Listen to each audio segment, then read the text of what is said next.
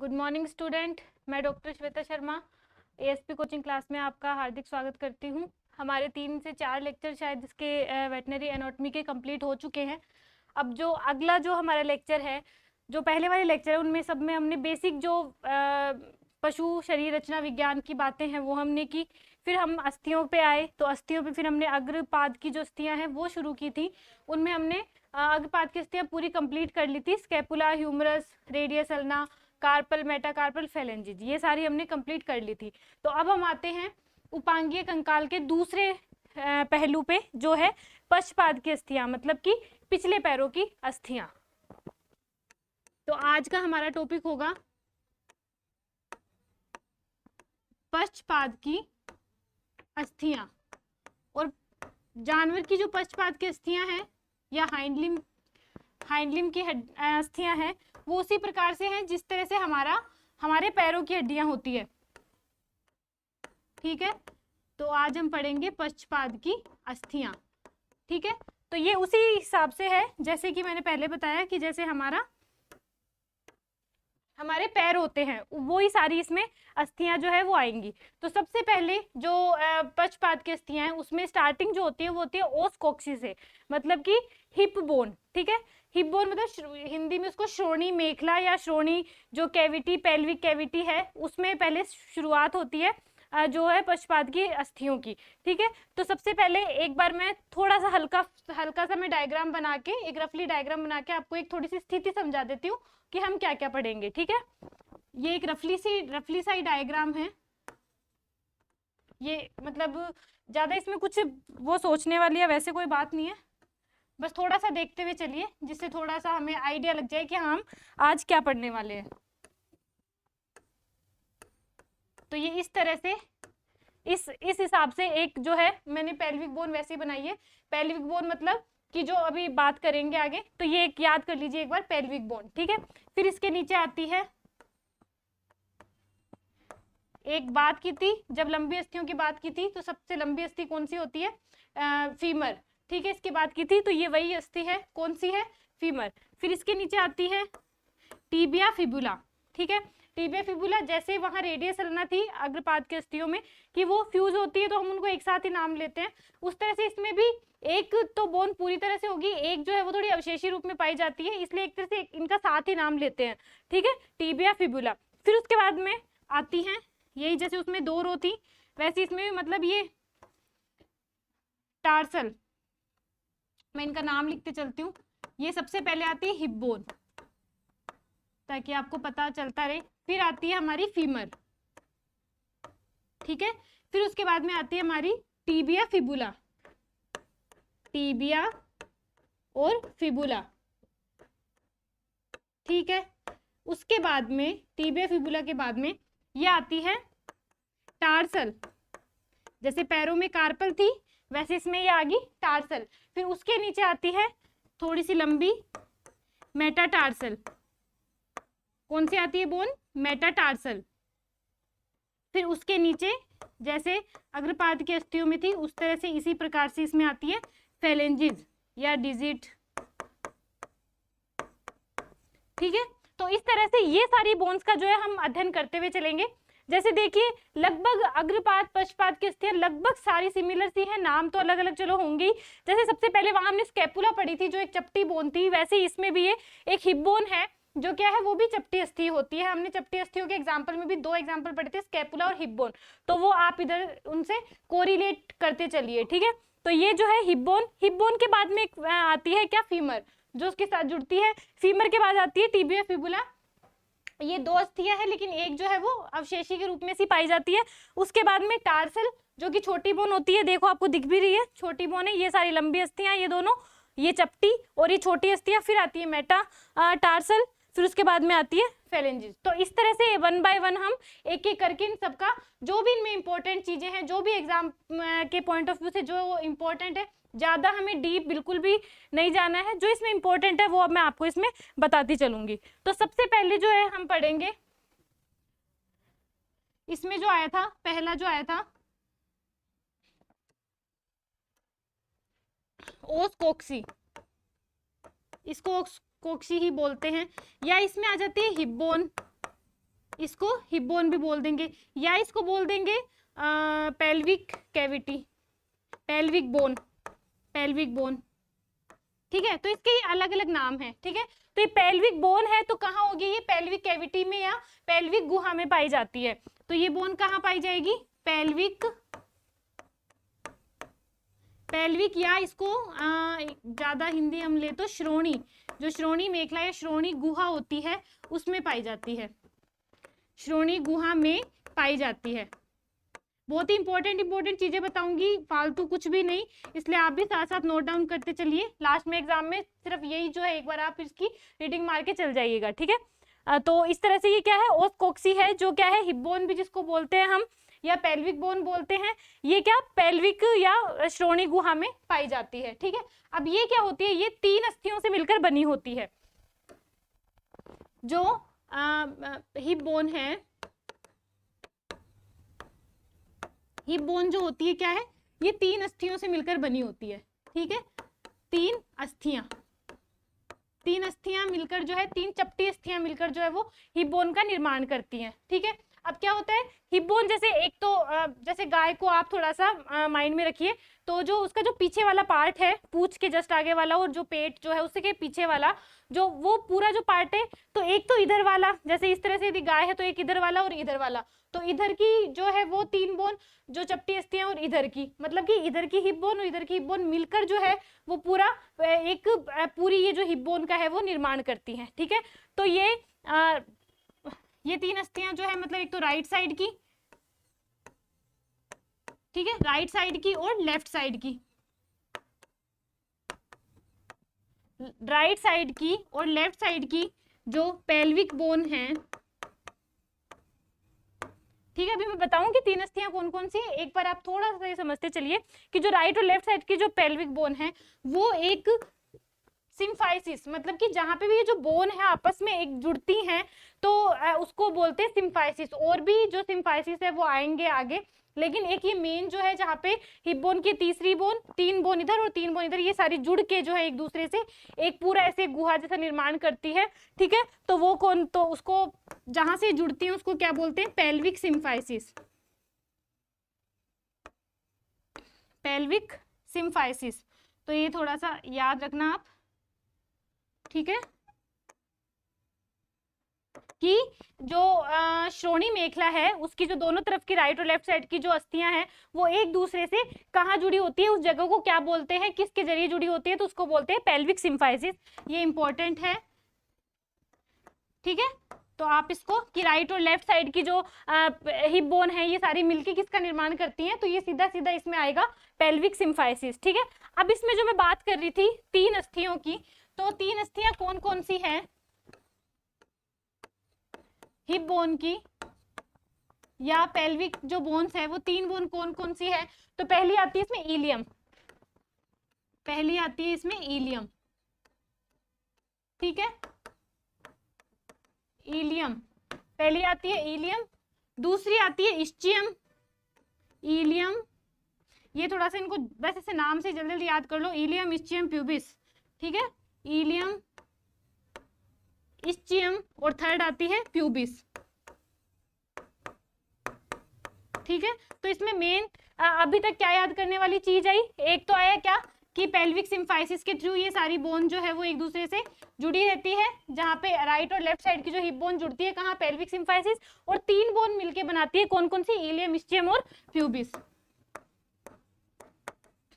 ठीक है, तो अभी तक जो है वो ये मेनली ये याद करने वाली चीज थी। बाकी क्या होता है कि जैसे ये तीनों बोन मिलकर एक गड्ढा सा बनाती है, एक कैविटी सी बनाती है। ठीक है, उसको क्या बोलते हैं, ये तीनों बोन मिलकर, इलियम इस्चियम प्यूबिस, ये तीनों बोन मिलकर जो है एक गड्ढेनुमा संरचना का निर्माण करती है, जिसे कहते हैं, मतलब एक कैविटी बनाती है जिसे कहते हैं एसिटाबुलर कैविटी। ठीक है, क्यों, क्योंकि अब यदि पूरा पैर है, यदि हमने यहाँ की, यदि हमने जो श्रोणी मेखला की शुरू की जो अस्थियां पढ़ ली है, तो आगे नीचे वाली बोन कहीं जुड़ेगी तो सही। तो जैसे याद होगा आपको अग्रपाद की अस्थियों में जो स्कैपुला में ग्लिनोइड कैविटी थी, मैं फिर से देखो आपको थोड़ा सा रिवीजन भी होगा इससे, कि जो ग्लिनोइड कैविटी थी उसमें ह्यूमरस का हेड जाके फिट हो रहा था, ठीक है, इस तरह से कैविटी थी उसमें ह्यूमरस का हेड जाके फिट हो रहा था। तो वैसे इसमें क्या है, एक ये तीनों बोन मिलकर जो है, तीनों बोन मिलकर एक ऐसी कैविटी नुमा या गड्ढे नुमा संरचना बनाती है जिसे बोलते हैं एसिटाबुलर कैविटी, ठीक है। ये बहुत इंपॉर्टेंट है कि एसिटाबुलर कैविटी कहाँ पाई जाती है और कौन कौन सी बोन मिलकर जो है वो एसिटाबुलर कैविटी बनाती है। अब इसमें फिर आगे जाके फीमर का जो हेड, जो आगे हम पढ़ेंगे, फीमर का हेड जो है वो इसमें फिक्स हो जाता है, ठीक है। तो अगली इंपॉर्टेंट बात आई है ये, ठीक है। फिर नेक्स्ट हम पढ़ते हैं, इन बोन को एक एक करके पढ़ते हैं। सिर्फ मैं इंपॉर्टेंट चीज पढ़ाऊंगी, ज्यादा कोई इधर उधर मैं बिल्कुल भी नहीं जाऊंगी, सीधा सीधा जो इसमें से सीधा सीधा क्वेश्चन पूछा जाता है, जो आपको सिर्फ याद करना है, वही मैं आपको इसमें बताऊंगी। तो पहली बोन जो है, जो हम पढ़ रहे हैं, इलियम। तो ओस कॉक्सी की लार्जेस्ट बोन है, ठीक है। ओस कॉक्सी की क्या है, ये लार्जेस्ट बोन है, कौन सी, इलियम, ठीक है। ओस कोक्सी या श्रोणी मेखला की ये क्या है, सबसे बड़ी अस्थि जो कौन सी है, इलियम, सबसे बड़ी अस्थि है, ठीक है। तो ये आपको अच्छे से याद करना है। ये भी सीधा सीधा क्या पता पूछ ले कि ओस कोक्सी की सबसे बड़ी बोन कौन सी है, तो वो कौन सी होती है, इलियम, ठीक है। लार्जेस्ट बोन जो है कौन सी होती है, इलियम होती है। फिर अब आगे, अब यदि चपटी बोन है तो इसके दो सरफेस होगी, जैसे स्कैपुला में भी थी, दो सतह थी, तो वैसे भी इसकी दो सतह होती है, इसमें दो जो है क्या होती है, इसकी दो इसमें सतह पाई जाती है। कौन कौन सी सतह होती है, एक होती है ग्लूटियल सतह और एक होती है पेल्विक सतह। सिर्फ नाम याद करने की जरूरत है और इनमें कुछ भी नहीं, ठीक है। एक होती है कौन सी, ग्लूटियल सतह, और एक होती है कौन सी, पेल्विक सतह, ठीक है। तो ये सीधी सीधी सी चीजें हैं।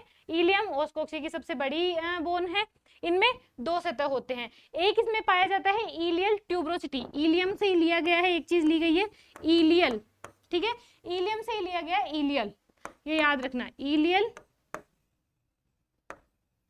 ट्यूब्रोसिटी, सीधी सीधी चीज है, इलियल ट्यूब्रोसिटी। इलियल ट्यूब्रोसिटी क्या होती है, इसको क्या बोलते हैं, हुक बोन, हुक बोन। अब ये क्वेश्चन सीधा सीधा आ जाता है कि हुक बोन कौन सी होती है, ठीक है।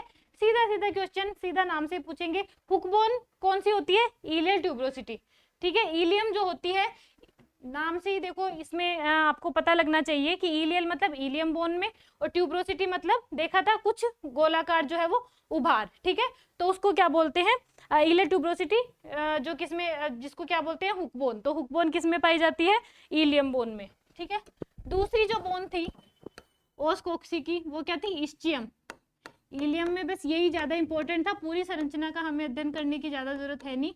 दूसरी आती है इस्चियम, ठीक है। इस्चियम क्या होता है, इस्चियम में और कुछ ज्यादा याद करने की या वैसे कोई जरूरत है नहीं, बाकी वही दो सरफेस, ये वो इतना हमारे कुछ ना पूछा जाता है ना कुछ और, तो वो इतना पढ़ने की जरूरत है नहीं। तो इस्थियम में जो है मेनली क्या पाया जाता है, इस्चियल ट्यूब्रोसिटी। जैसे उसमें इलियल ट्यूब्रोसिटी थी जिसको हुक बोन कहा था, वैसे इसमें इस्चियल ट्यूब्रोसिटी पाई जाती है, ठीक है। तो इसकी मेन जो बात है वो यही है कि इसमें क्या मिलता है, इस्चियल ट्यूब्रोसिटी, इस्चियल ट्यूब्रोसिटी। अब इस्चियल क्योंकि इस्चियम बोन में है इसलिए नाम ले लिया इसका क्या, इस्चियल ट्यूब्रोसिटी। इसको क्या बोलते हैं, पिन बोन। तो बस इसमें इस्चियम में सिर्फ यही एक चीज है जो सीधा सीधा क्वेश्चन पूछा जाता है कि पिन बोन जो है वो कौन सी बोन को कहते हैं, या कौन सी बोन का पार्ट है, कौन सी बोन, तो या किस बोन की ट्यूब्रोसिटी को बोलते हैं, तो इस्चियल ट्यूब्रोसिटी। तो ये अच्छे से रट लीजिए या कैसे भी कि ilium tuberosity hook bone, ischial tuberosity है वो जो पिन बोन। फिर तीसरी बोन जो हम पढ़ रहे थे वो आती है प्यूबिस। इलियम हम पढ़ चुके, इस्चियम पढ़ चुके, फिर आती है प्यूबिस, ठीक है। ये ओस कॉक्सी की हम बोन्स पढ़ रहे हैं। तो ये क्या है, जैसे इलियम जो है सबसे बड़ी बोन थी, तो ये है सबसे छोटी बोन, ठीक है, ये है। अब सबसे छोटी किसकी, वैसे कोई सबसे छोटी बोन नहीं कि पूरे कंकाल तंत्र की सबसे छोटी बोन, ये है ओस कोक्सी की सबसे छोटी अस्थि। ओस कोक्सी की सबसे छोटी अस्थि कौन सी होती है? प्यूबिस। ये भी सीधा सीधा पूछ सकते हैं क्वेश्चन, ठीक है। अब इसमें भी और कुछ ज्यादा इतना कुछ याद करने की या कोई वैसे कोई जरूरत नहीं है, ठीक है। बाकी क्या होता है, एक बीच में एक आएगा, मतलब ये तीनों बोन ही, अब जैसे कोई तीनों बोन एक दूसरे से जुड़ी हुई है तो कोई दो बोन मिलकर क्या बना रही है, या ये तीनों बोन मिलकर, जैसे देखा था कि जो भी पढ़ा था एस्टाबुलर कैविटी, तो ये तीनों बोन मिलकर एस्टाबुलर कैविटी बना रही थी। तो वैसे कुछ दो बोन मिलकर कुछ बना रही है और कोई दो बोन मिलकर कुछ बना रही है। तो वैसे ही एक नाम आता है ऑब्टुरेटर फोरामन। ऑब्टुरेटर फोरामन, ठीक है। ये भी बहुत ही इंपॉर्टेंट है। फोरामन देखा था क्या होता है, याद कीजिए, पिछले लेक्चर में मैंने बताया था फोरामन क्या होता है। छिद्र होता है, कोई भी बोन है उसमें कोई छिद्र पाया जाता है तो उसको क्या बोलते हैं? ऑब्टुरेटर फोरामन। ये किन किन से मिलकर फोरामन, तो दो, एक इधर आएगी, एक इस तरफ आएगी, इस तरह से करके फोरामन बनाएगी। तो वो कौन कौन सी अस्थियां हैं? तो वो है प्यूबिस, मतलब कौन कौन सी बोन मिलकर ये बनाती है? प्यूबिस और इस्चियम। प्यूबिस और जो है इस्चियम, प्यूबिस और इस्चियम मिलकर जो है वो कौन सी जो है बनाती है, क्या बनाती है? ऑब्टुरेटर फोरामन, ठीक है। ये सीधा सीधा क्वेश्चन पुटअप हो सकता है क्या? ऑब्टुरेटर फोरामन जो है वो एक तो किस में पाया जाता है? अग्रपाद में, पश्चपाद के अस्थियों में। तो किस में पाया जाता है? पश्चपाद के अस्थियों में। कौन कौन सी बोन मिलकर बनाती है? तो इसमें सीधा सीधा आ जाएगा प्यूबिस और इस्चियम जो है मिलकर क्या बनाती है? ऑब्टुरेटर फोरामन। और ये जो फोरामन है ये जानवर के शरीर का सबसे बड़ा फोरामन होता है। जानवर के शरीर का सबसे बड़ा फोरामन, बोन में पाया जाने वाला छिद्र जिसको हमने फोरामन कहा था, तो ये सबसे बड़ा फोरामन कौन सा है? ऑब्टुरेटर फोरामन। तो ये सीधा सीधा ये भी क्वेश्चन पूछ लिया जाता है। ऐसे करके आपको दो तीन जो है फोरामन्स के नाम दिए जाएंगे कि जानवर के शरीर में जो सबसे बड़ा फोरामन पाया जाता है वो कौन सा है। तो ये भी सीधा सीधा है ऑब्टुरेटर फोरामन, ठीक है। फिर उसके बाद में हम पढ़ते हैं, अब हमने ये सारी बात जो करती है नॉर्मल सब जानवर के लिए की थी, अब थोड़ा सा जिसमें कुछ अलग है वो हम पढ़ते हैं, ठीक है। तो पहली पढ़ते हैं मुर्गे की, क्योंकि बाकी में इतना कुछ इंपॉर्टेंट था नहीं तो वो मैं आपको भी नहीं बताना चाह रही, ज्यादा डीप में अभी हमें जाना नहीं है, ठीक है। तो मुर्गे की हिप बोन, इसमें एक मेन इंपॉर्टेंट बात क्या है कि इसकी जो एसिटाबुलर कैविटी थी, जो तीनों बोन मिलकर बना रही थी, ठीक है। एसिटाबुलर कैविटी, एसिटाबुलर गुहा, कैविटी मतलब गुहा। तो जो एसिटाबुलर कैविटी होती है वो कैसी होती है? छिद्रित होती है, ठीक है। जो मुर्गा होता है उसकी जो एस्टाबुलर कैविटी है वो कैसी होती है? छिद्रित होती है। तो बस इसमें एक ये इंपॉर्टेंट सी चीज है कि हाँ किसकी एस्टाबुलर कैविटी जो वो छिद्रित होती है। तो सीधा सीधा ऑप्शन जो आएगा वो क्या आएगा? मुर्गे की, ठीक है। दूसरा क्या आता है कि इसकी हिप बोन में एक और फोरामन जो है वो पाया जाता है। फोरामन वही छिद्र जिसको क्या बोलते हैं? इलियो इस्चियल फोरामन। इलियो इस्चियल फोरामन, ठीक है। तो ये भी सीधा सीधा सा क्वेश्चन पुटअप होता है, ठीक है। एक तो क्या कि कौन सा जो एनिमल है, कौन सा जानवर है जिसकी एस्टाबुलर कैविटी जो है वो छिद्रित होती है, तो सीधा सीधा ये पूछा जाता है। दूसरा कि एक और फोरामन जो है वो पाया जाता है जिसका नाम क्या है? इलियो इस्चियल फोरामन, ठीक है। ये किस में, अब सीधा सीधा ये भी पूछा जा सकता है कि इलियो इस्चियल जो फोरामन है वो किस में पाया जाता है? तो मुर्गे में, ठीक है। तो ये सारी बात जो है और किसी में एनिमल में इतनी कुछ खास बात है नहीं, बाकी नॉर्मल जो सारी चीजें थी वो मैंने आपको बताई दी है। तो अब यदि हमने इलियम इस्चियम प्यूबिस की बात कर ली तो उससे अगली जस्ट बोन कौन सी आएगी? फीमर। नेक्स्ट जो पक्षपाद की बोन है वो कौन सी है? फीमर, ठीक है। तो नेक्स्ट हेडिंग डाल लीजिए फीमर। फीमर जैसे अपने पढ़ाई था किसका उदाहरण है? बड़ी अस्थि का। ठीक है, तो ये एग्जाम्पल भी आपके रिवाइज होते चल रहे हैं। बड़ी अस्थि, बड़ी अस्थि में भी ये क्या है? सबसे शरीर की सबसे लार्जेस्ट बोन है, शरीर की सबसे लार्जेस्ट बोन, मतलब शरीर की सबसे लंबी अस्थि यदि हमें कोई पूछे तो क्या बोलेंगे हम? फीमर होती है। अब इसमें क्या होता है, फीमर का जो हेड है, जो मैंने पहले भी बताया था कि इस तरह से यदि हम वो ओस कोक्सी की वो बनाते हैं, तो इस तरह से यदि एसिटाबुलर कैविटी है, यदि ये क्या है? एसिटाबुलर कैविटी है, एसिटाबुलर गुहा है, तो इसमें इस तरह से जो फीमर का हेड है वो आके जुड़ जाता है। ठीक है, इस तरह से किसका? फीमर का हेड आके जुड़ जाता है। ये यदि फीमर है और ये ओस कोक्सी की है, तो इसमें आके जुड़ जाता है।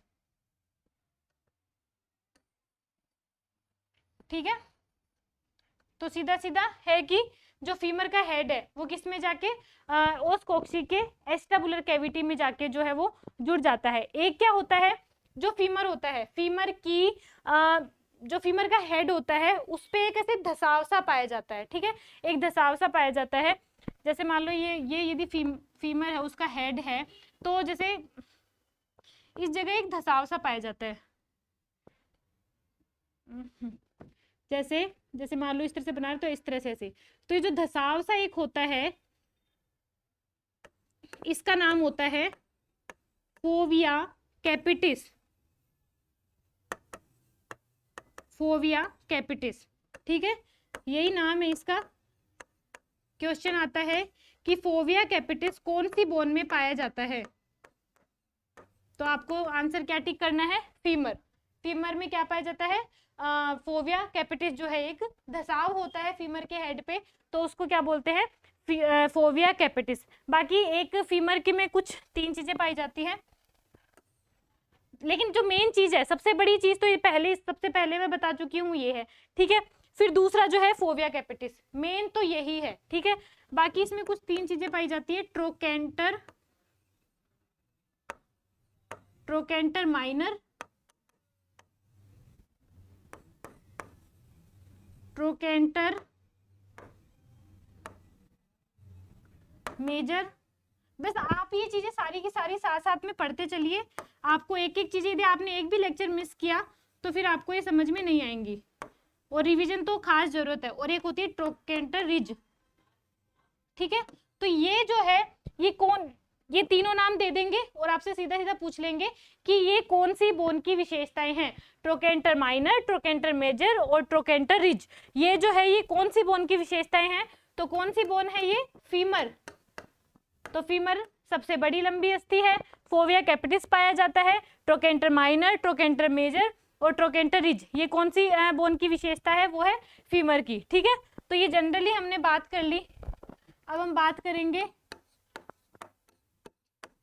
डिफरेंट जानवर की, कि कौन से जानवर की फीमर में क्या चीज जो है वो नॉर्मल से अलग है। ठीक है, तो घोड़ा है, घोड़े में जो भी हमने पढ़ा था एक चीज, फोविया कैपिटिस, फोविया कैपिटिस, ये क्या होता है? थोड़ा सा ज्यादा गहरा होता है।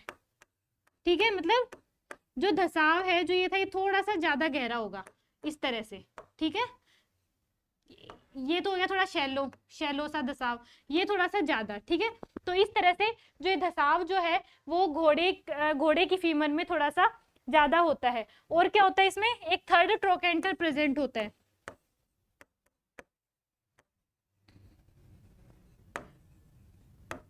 उपस्थित होता है, थर्ड ट्रोकेंटर उपस्थित होता है। आज वाले लेक्चर में इतना कुछ समझाने वाला है नहीं, सीधा सीधा चीजें हैं जो आपको सिर्फ जो है वो याद सी करनी है। ठीक है, तो घोड़े में क्या इंपॉर्टेंट है? फोविया कैपिटिस थोड़ा सा ज्यादा गहरा होता है, दूसरा थर्ड ट्रोकेंटर जो है इसमें उपस्थित होता है।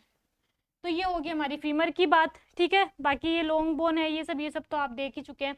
फिर आगे थर्ड जो बोन आती है वो आती है, मैंने शायद उसमें बताई नहीं, पेटेला। जो भी पहले डायग्राम बनाया था उसमें बताई नहीं, पेटेला। पेटेला हमने पढ़ा था लार्जेस्ट सिसेमोइड बोन। लार्जेस्ट सिसेमोइड बोन जो है वो कौन सी होती है? पेटेला। ठीक है, सबसे बड़ी सिसेमोइड बोन। ठीक है, तो आप ये भी देखते चलिएगा कि सिस्मोइड बोन को थोड़ा सा रिकॉल कीजिए कि क्या होती है सिस्मोइड बोन, जो किसकी तरह कार्य करती है, एक पुली की तरह, मतलब घर्षण को कम करती है। ठीक है, ये हमने देखा था जब सिस्मोइड बोन पढ़ा था। ठीक है, तो पेटेला जो है इसका एक उदाहरण है। तो ये क्या है, ये इसी में वैसी त्रिकोणीय होती है। ठीक है, इसकी जो नॉर्मल जो शेप होती है वो कैसी होती है, त्रिकोणीय होती है। त्रिकोणीय सिस्मोइड बोन का उदाहरण क्या है, पेटेला। ठीक है, पेटेला क्या है, सिस्मोइड बोन है, मतलब कि ये जो घर्षण है उसको कम करती है, पुली लाइक जो है वो काम करती है। इसमें खास बात क्या है कि जो घोड़े की जो पेटेला है, घोड़े की पेटेला, घोड़े की जो पेटेला है वो त्रिकोणीय ना होकर कैसी होती है, चतुष्कोणीय होती है। तो क्वेश्चन पूछा जा सकता है चतुष्कोणीय पेटेला जो है वो कौन से जानवर में पाई जाती है। ठीक है, तो चतुष्कोणीय पेटेला जो है वो कौन से जानवर में पाई जाती है, घोड़े में। ठीक है, ये भी एक सीधा ही क्वेश्चन है, इसमें ज्यादा कुछ ऊपर नीचे कुछ करने की जरूरत है नहीं। ठीक है, फिर इसके बाद में पेटेला के बाद में ये क्या, जो घुटना होता है उसी पे ही होती है ये, है ना, पुली लाइक सी स्ट्रक्चर होती है, तो ये उसी पे मतलब घुटने के ऊपर से ही होती है। ठीक है, जैसे ये फीमर मान लो है, और अगली जो है वो पढ़ी थी हमने, अब ये पढ़ेंगे जो टीबिया फिबुला है, तो इसके बीच में जो हमारा घुटना होता है, हमारे घुटने पे भी ये एक सिस्मोइड बोन जो है, पेटेला जो है वो पाई जाती है। फिर आगे चौथी बोन आती है टीबिया।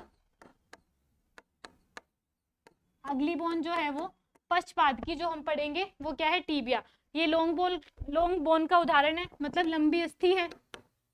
ये उदाहरण जो है पहला या दूसरा लेक्चर था, पहला लेक्चर ही था शायद, तो ये हमारा वापस रिकॉल हो रहा है, जिसमें हमने लंबी अस्थि के उदाहरण पढ़े थे। अब हम बोन को पढ़ के तब पढ़ रहे हैं कि इसकी क्या विशेषता है। तो एक लंबी अस्थि है, इसमें क्या होता है, एक पोप्लीटियल नोच पाई जाती है। क्या पाई जाती है, पोप्लीटियल नोच।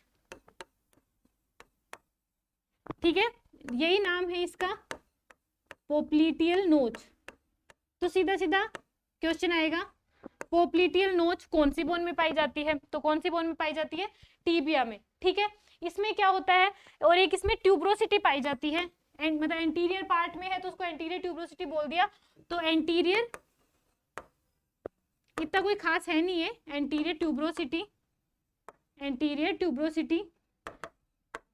क्योंकि ट्यूब्रोसिटी तो बहुत सारी बोन में है और इतना कोई खास नहीं है, तो कुछ पूछने की इसमें कोई वो है नहीं। बाकी मेन तो ये है कि पोप्लीटियल नोच जो है वो किस बोन में पाई जाती है, पोप्लीटियल नोच किस बोन की विशेषता है, तो सीधा सीधा क्या आंसर लिखेंगे हम, टीबिया। ठीक है, नेक्स्ट आती है इसी के साथ ही, जिसको हम इसके साथ साथ ही नाम लेते हैं फिबुला। ये तो एक अवशेषी अस्थि होती है। ठीक है, रूडिमेंट्री है, अवशेषी अस्थि है ये, इसका कोई इतना वो है नहीं। ठीक है, तो एक अवशेषी अस्थि है, और जो इसका अवशेषी जो भाग है, थोड़ा सा जैसे मान लो ये इस तरह से यदि टीबिया है, तो कुछ जैसे टीबिया यदि हमने बनाई है तो इसका कुछ भाग इस तरह से ऐसे होता है, तो इसको जो है हम क्या बोलते हैं, ये अवशेषी भाग है, तो उसको फिबुला जो है बोन का नाम दे दिया गया है। तो इसका जो अवशेषी भाग है इसको क्या बोलते हैं, लेटरल मेलियोलस। ये नाम ये आपको याद ही करने पड़ेंगे, इसका कोई दूसरा जो है वो ऑप्शन है नहीं मेरे पास। ठीक है, ये सीधे सीधे नाम है, ये आपको याद ही करने पड़ेंगे, लेटरल मेलियोलस, ठीक है, सीधा सीधा नाम है लेटरल मेलियोलस। जो इसका अवशेषी भाग को, फिबुला का जो फिबुला बोन होती है, फिबुला का अवशेषी भाग क्या कहलाता है, क्वेश्चन पूछा जा सकता है, बन रहा है ये।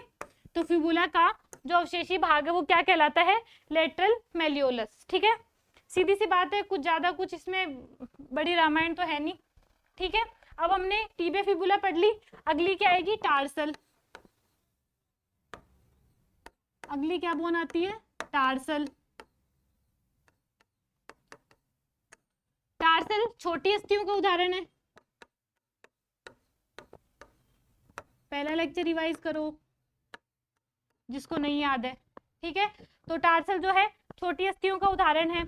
और टार्सल बोन जो है इनकी संख्या क्या सब में अलग अलग होती है। ये वही बात है जो मैंने कार्पल में बताई थी कि क्यों इनकी संख्या जो है वो अलग अलग जानवरों में अलग अलग होती है, क्योंकि कई जानवरों में क्या होता है ये फ्यूज हो जाती है, एक दूसरे के साथ जुड़ जाती है, फिर हम इनको एक ही मतलब दो बोन यदि जुड़ गई एक दूसरे से तो हम उसको एक के रूप में ही गिनते हैं, इसलिए इनकी संख्याएं क्या है अलग अलग जानवर में अलग अलग होती है।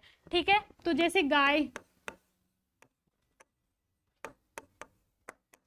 मेनली अपन यही पढ़ते हैं। ठीक है, तो इनमें मतलब मेनली जो है इनकी गाय, घोड़ा, कुत्ता हो गया और एक फाउल ले लो। ठीक है, फाउल के अलावा एक सुअर ले लो। तो सबसे पहली चीज तो ये कि मुर्गे में होती ही नहीं, जीरो। ठीक है, अब मुर्गे में जीरो क्यों है ये भी हम आगे बात करेंगे। तो इसमें मुर्गे में क्या है, इसकी संख्या क्या है, जीरो होती है। ठीक है, कुत्ते में इसकी संख्या होती है 8, सुअर में इसकी संख्या होती है 8। वही वो ये रो में पाई जाती है उसी हिसाब से है।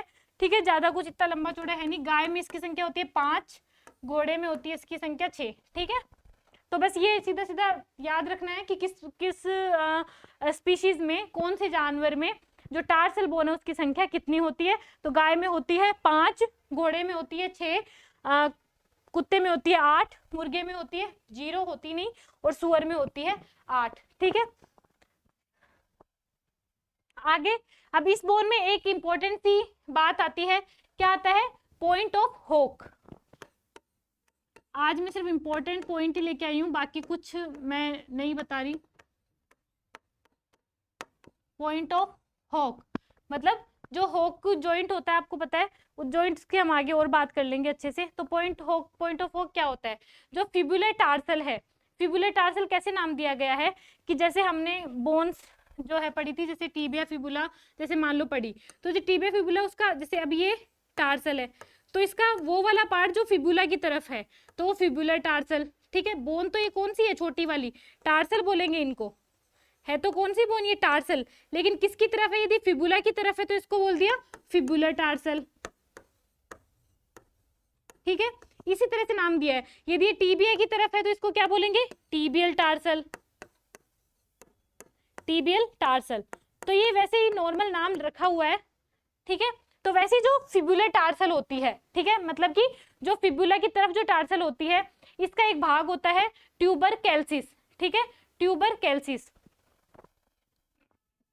फीबियल टार्सल का, फीबियल टार्सल आप समझ गए होंगे, जो बोन जो टार्सल बोन फिबुला की तरफ है उसको क्या बोल दे, फीबी, उसको क्या बोल देंगे, फिब्युलर टार्सल। एक सेकेंड, तो ये क्या होती है, फिब्युलर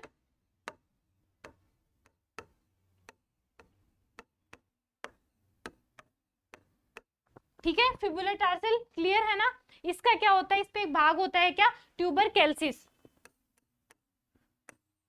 फिबुलर टार्सल पर एक भाग पाया जाता है, या इसका एक भाग है। ठीक है, तो उसको हम क्या बोलेंगे, ट्यूबर कैल्सिस, ट्यूबर कैल्सिस। ये भी जो है इसमें इंपॉर्टेंट बात है कि जो ट्यूबर कैल्सिस है उसको क्या बोलते हैं, पॉइंट ऑफ होक।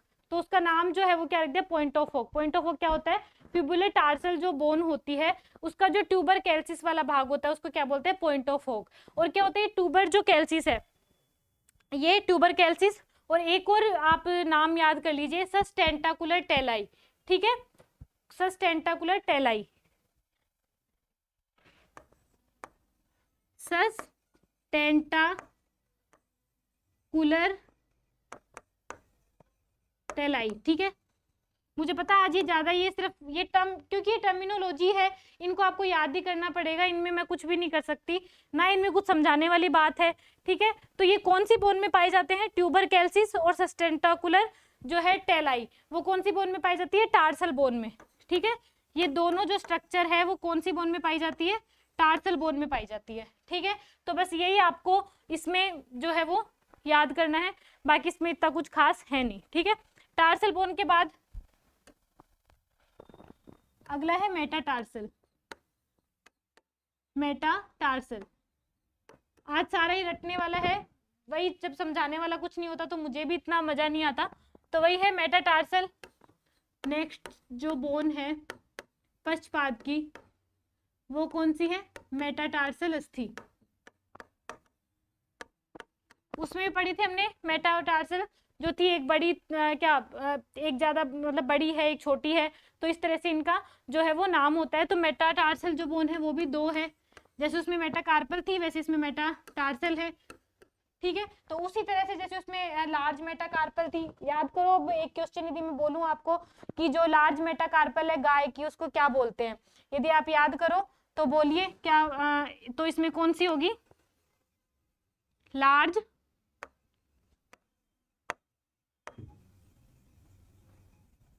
मेटाकार्पल और छोटी शॉर्ट मेटाकार्पल, ठीक है। लार्ज मतलब वही लंबी मेटाकार्पल, मेटाकार्पल को तो मेटाकार्पल, ये छोटी, ठीक है। तो इसमें भी इतना कुछ खास है नहीं, ठीक है। बस ये है जो शॉर्ट जो होती है वो कैसी, जो शॉर्ट वाली है वो क्या अवशेषी होती है,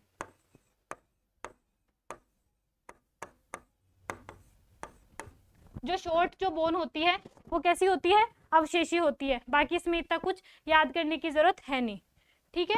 इसका बाद में क्या आएगा? इसको शॉर्ट की जगह इसको स्मॉल करो। दूसरी होती है कौन सी? स्मॉल मेटाकार्पल, ठीक है। तो इस तरह से ये याद करना है।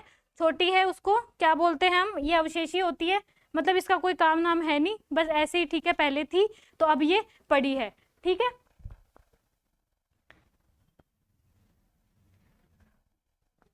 ये मेरे से आज क्या थोड़ी आज गर्मी ज्यादा हो रही है ना, तो आज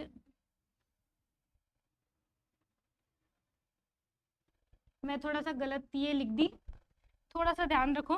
लार्ज मेटाटार्सल, सॉरी, क्योंकि हम टार्सल की बात कर रहे हैं,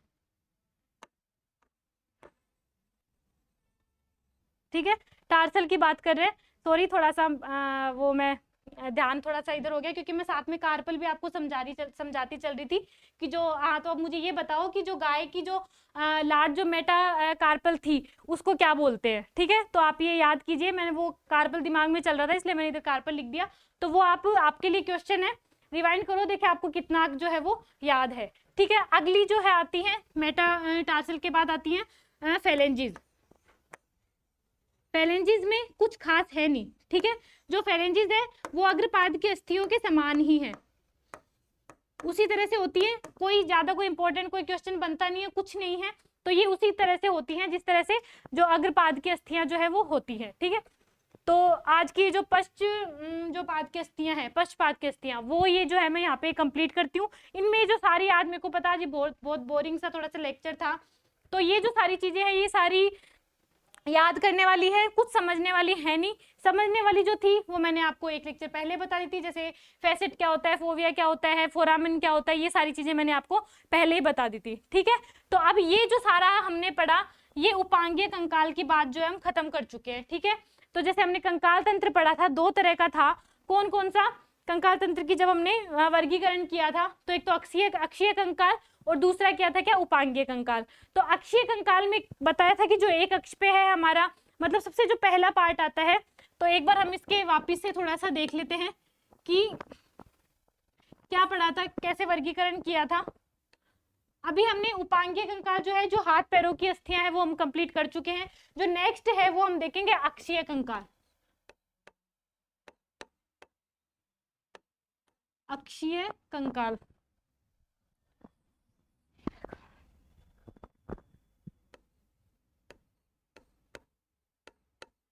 अक्षीय कंकाल, ठीक है।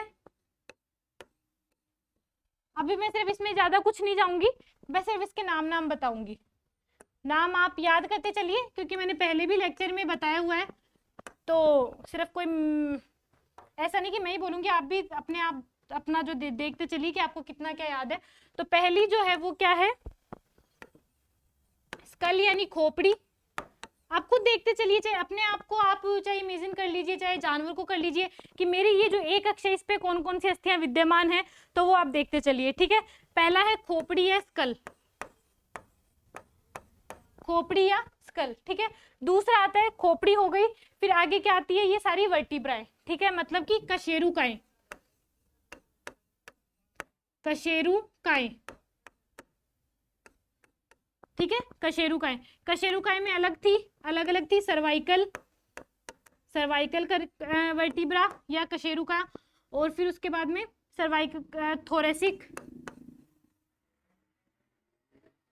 Cervical thoracic, lumbar,